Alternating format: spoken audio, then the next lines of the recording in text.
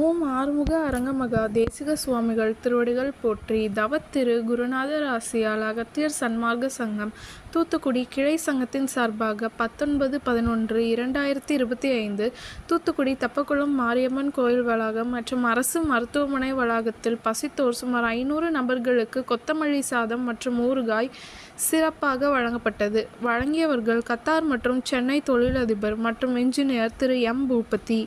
அன்னதானத்திற்கு பொருளுதவி செய்தவர்களும் தொண்டு செய்தவர்களும் அவர்கள் குடும்பத்தாரும் எல்லா வளமும் பெற்று சிறப்புடன் வாழ வேண்டுகிறோம். கடலோரத்தில் செந்தில்நாதன் அரசாங்கத்தில்